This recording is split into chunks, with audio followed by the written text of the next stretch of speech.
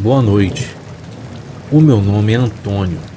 Eu moro na cidade de Serra, no Espírito Santo.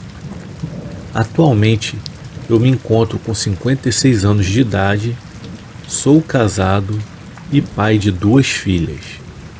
O que eu irei relatar aconteceu comigo há pouco menos de 6 meses. Por isso está tudo bem fresco em minha memória. Eu ainda não me recuperei por completo do trauma causado pela experiência pela qual eu passei. Para dizer a verdade, eu acho que eu nunca irei me recuperar. Não tem como eu esquecer o que eu vivenciei aquela noite e as sensações que eu tive nas noites seguintes. Eu estava em casa me preparando para dormir, quando de repente meu telefone tocou. Já havia passado das 11 horas da noite. E hoje em dia, quando alguém liga ao invés de mandar um áudio pelo aplicativo de mensagem, a gente já acha estranho, ainda mais nesse horário. O visor mostrava o número do telefone da minha irmã. Assim que eu vi, o meu coração logo deu um salto, pois nessas horas a gente pensa logo no pior. Eu atendi e a minha irmã, bastante nervosa, começou a falar muito e muito rápido. Quando eu consegui finalmente fazer ela se acalmar, eu pedi para ela respirar e me contar bem devagar o que estava realmente acontecendo. O que ela me falou fez o meu coração gelar. Vem para cá agora, que a Vânia não está bem. Eu perguntei o que ela tinha e ela me respondeu: não dá para explicar agora. Vem para cá, pelo amor de Deus. Eu perguntei se ela já tinha ligado para a emergência. Então ela me respondeu com um berro, desesperado, desligando o telefone logo em seguida. Vem para cá agora, porra, eu já disse. Para explicar melhor essa situação, eu vou precisar dizer algumas coisas antes. A Vânia é a filha da minha sobrinha mais velha, que tem cerca de 30 anos de idade e é com quem eu tenho muita afinidade. Até 2 anos atrás eu era um pastor evangélico. Hoje em dia eu estudo muito sobre ocultismo e bruxaria. Eu e a Vânia sempre praticamos os rituais de magia juntos, com os pais dela e mais algumas outras pessoas. E havíamos participado de um há poucas horas atrás. Enquanto eu dirigia para lá o mais rápido que eu podia, eu só conseguia pensar em uma das leis da bruxaria, chamada de Lei Tríplice. Basicamente, ela diz que despertar as forças da escuridão pode ser uma ação séria e que deve ser feita com bastante responsabilidade. Essa lei afirma que tudo que você faz pode te afetar com até 3 vezes mais intensidade do que a força que você usou, e que você só deve realizar se tiver certeza de que o resultado que você busca vai realmente valer a pena. Eu não vou descrever aqui os rituais que fizemos, e tampouco desejo dar detalhes das práticas e dos resultados que são possíveis de serem alcançados através da magia, sendo ela negra ou não. Esse é um campo muito perigoso, e através dele poderíamos alcançar ou não as nossas demandas. Tudo é uma questão de fé, espiritualidade e até mesmo de vontade.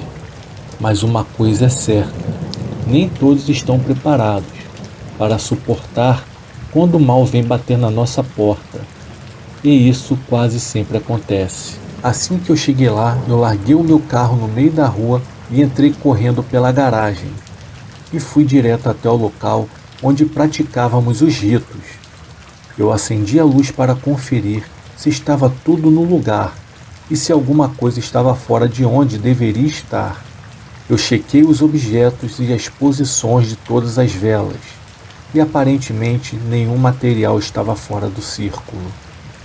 Enquanto eu verificava para ter certeza de que nada havia sido rompido, eu ouvi um grito horripilante vindo de dentro da casa. E era a Vânia. Com certeza eu entendi então o que estava acontecendo ali. Não era algo que uma ambulância ou médico pudesse resolver. Era necessário algo muito maior do que isso. Eu corri para casa e bati na porta até a minha irmã vir abrir. Eu perguntei para ela o que estava acontecendo. E ela me mandou ir até o quarto da Vânia, para eu poder entender melhor. E quando eu cheguei lá, eu encontrei a Vânia sentada em uma pequena poltrona, com seus olhos vidrados, olhando para o vazio. Eu passei por ela e me ajoelhei em sua frente, sem que ela desse nenhum sinal de que estava reconhecendo a minha presença ali. Eu perguntei a ela várias vezes o que estava acontecendo e ela não me respondia. Existem algumas palavras de poder que são utilizadas e, dependendo do resultado que se pretende ter em algum dos casos, eu utilizei algumas e também não obtive resultado nenhum. Nem mesmo uma piscada de olhos eu consegui obter dela. Ela estava totalmente paralisada. A minha irmã então me contou que desde que terminamos o último rito, que ela começou a se queixar de tontura, dor de cabeça e ânsia de vômito. Ela ainda tomou um banho antes de se deitar e cerca de meia hora depois começou a gritar. A minha irmã disse ter certeza de que algum espírito opressor estava agarrando ela, mas pela minha experiência em casos como esses, eu sabia que era algo bem maior do que isso. Eu pus a minha mão na testa dela e pude sentir que ela estava ardendo com uma febre bem alta. As roupas dela estavam molhadas de tanto suor, os cabelos agarrados no rosto, a pele bem pálida e sem cor nenhuma, assim como os seus lábios, e a respiração bastante ofegante, e os olhos fixados no vazio. Então eu sugeri que tirássemos a blusa que ela usava, que era um tecido bem leve, mas que tinha as mangas compridas, e isso poderia impedir a pele de respirar normalmente. Quando tiramos, foi aí que pudemos ver as veias dos braços bem vermelhas, deixando a pele bem marcada e roxa, parecendo as raízes de uma grande árvore. Foi uma visão bem assustadora e que dificilmente vai sair da minha memória. Para mim, não havia nenhuma dúvida. Havia um demônio hospedado no corpo da minha sobrinha. Feitiços e rituais para invocar demônios, espíritos ou forças ocultas são relativamente comuns para quem pratica magia. Essas invocações servem para constatar aos mortos para algum tipo de consulta ou para realizar algum tipo de pacto. Tudo depende do resultado que se pretende alcançar e do tipo de feitiço que se pratica. O ritual que fizemos mais cedo era para tentar um contato com um ente querido de um dos participantes que havia falecido há algumas semanas. Eu segui exatamente o rito que estava descrito no grimório da nossa ordem e não havia desviado uma só palavra do que já estava escrito. Como eu já disse antes, esses rituais são comuns. Eu mesmo já fiz inúmeros dele e nunca nada deu errado. Aparentemente, dessa vez, isso não aconteceu. Enquanto eu pensava no que fazer, eu fui interrompido por um grito bem agudo que saiu dos lábios da minha sobrinha. Foi um grito tão ensurdecedor que fez os nossos ouvidos ficarem zumbindo por um bom tempo.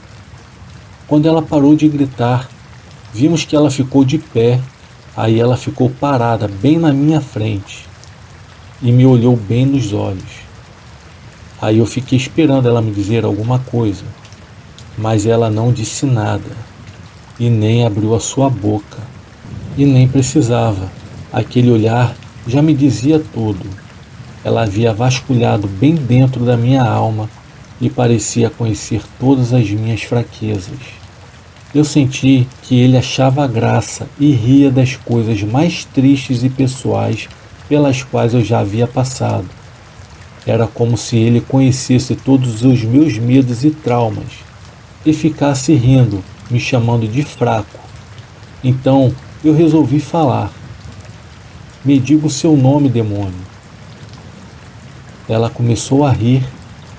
Quando ela abriu a boca, um cheiro de podre tomou conta do quarto, como se um animal morto estivesse preso em sua garganta. Eu recitei então as palavras de poder indicadas para a situação, mas em casos como esse, você precisa saber o nome do demônio que pretende invocar ou expulsar para que a prática funcione de verdade. E eu não sabia. Uma coisa que eu aprendi bem cedo é que devemos tratar as entidades com respeito. Elas nem sempre são leais às pessoas que a invocam, mesmo que elas tenham sido invocadas por acidente. Aí eu me inclinei e disse àquele demônio que aquela menina era uma pessoa inocente e que não precisava passar por aquilo. E eu pedi a palavra, e essa mesma, eu pedi para que ele voltasse para onde tivesse vindo e deixasse a minha sobrinha em paz. E mais uma vez eu recitei as palavras de poder, e tudo que eu consegui fazer foi com que ele se sentasse e a minha sobrinha voltasse ao estado catatônico de antes. Minha irmã e meu cunhado já estavam ficando desesperados. Eles me olhavam como se me acusassem de ter sido o responsável por tudo aquilo que estava acontecendo. O meu cunhado me pegou pelo braço e me disse para acabar com aquilo de uma vez e que eu era o culpado por tudo que estava acontecendo e que eu tinha que tirar aquilo da filha dele. Pelos casos que eu conhecia, se aquilo não parasse naquele momento, algo bem grave poderia acontecer e eu jamais me perdoaria se algo acontecesse a ela. Foi necessário então tirar ela dali e levá-la para o lugar dos ritos, chamado de campo. Essa foi uma tarefa bem difícil, pois em nenhum momento ela parou de gritar, pois o que estava dentro dela sabia que ali ele não poderia conseguir se esconder. Era preciso desfazer de tudo o que havia sido feito e preparar tudo novamente. Então eu varri tudo que estava no chão e fui montando novamente os elementos para expulsar aquela coisa de uma vez. Dentro do campo é desenhado um círculo chamado de Círculo do Poder. Dentro do círculo eu desenho o pentagrama com uma varinha de nogueira e cada ponta do pentagrama eu coloquei algumas velas e cristais, amuletos, entre outros materiais. Aí eu pisei dentro do círculo e me sentei no centro do pentagrama, de onde comecei a recitar as palavras de poder. Ela ficou parada bem próxima ao círculo, exatamente do mesmo jeito que estava antes. Eu fechei os meus olhos, me concentrando ao máximo no que eu estava fazendo. Eu repeti por 7 vezes as palavras, reunindo na minha garganta toda a fé que eu tinha e toda a fé que eu ainda achava que poderia ter. Eu ergui as minhas 2 mãos e gritei com todo o poder dos meus pulmões, para que o demônio pudesse deixar o corpo da minha sobrinha. Quando eu abri os olhos depois de um breve silêncio, a minha sobrinha estava sentada em uma cadeira no canto da sala, amparada pelos pais. E de pé dentro do círculo, bem na minha frente, estava ele, o demônio, que foi atraído para dentro do círculo. Eu não sabia se eles estavam vendo, ou se apenas eu que estava no meio do pentagrama podia vê-lo. A minha irmã pegou um pote de sal grosso e espalhou pelas linhas que desenhavam o círculo. Eu me levantei e fiquei frente a frente com aquele demônio, em meio ao cheiro de podre e enxofre.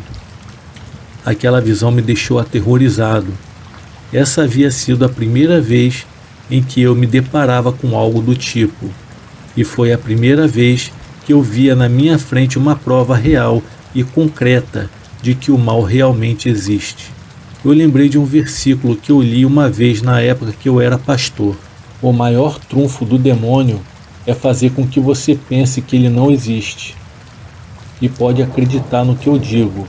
Ele existe e está à espreita, aguardando uma brecha para entrar na sua vida. A imagem daquela criatura é algo que eu nunca mais vou esquecer enquanto eu viver. Nenhum filme, nenhuma imagem, nenhum desenho, nada, jamais vai chegar perto de descrever aquela imagem tão aterradora. Eu reuni forças em meio ao pavor e ordenei para que ele voltasse ao lugar de onde veio. A imagem dele foi se desfazendo na minha frente, como se virasse uma fumaça. E logo após a imagem dele sumir, o cheiro também foi embora. E aquele peso, aquela opressão haviam saído dos meus ombros também. E tudo havia voltado ao normal novamente. Então eu saí de dentro do pentagrama e desfiz novamente o desenho.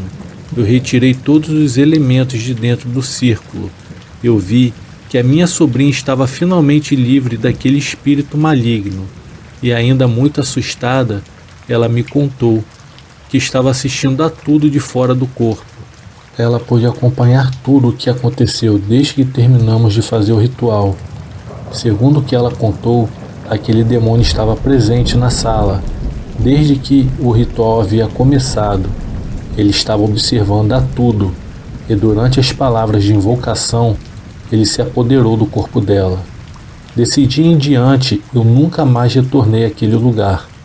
Tudo que eu aprendi desde que me iniciei na bruxaria jamais havia me preparado para passar por uma situação como essa. Hoje eu estou repensando sobre todos os meus conceitos e não sei se vale a pena continuar lidando com forças que estão muito além do nosso controle e entendimento. A minha sobrinha e os pais dela se retiraram da nossa ordem e estão procurando um comprador para casa. Eles desejam se mudar da cidade e eu penso seriamente em fazer a mesma coisa.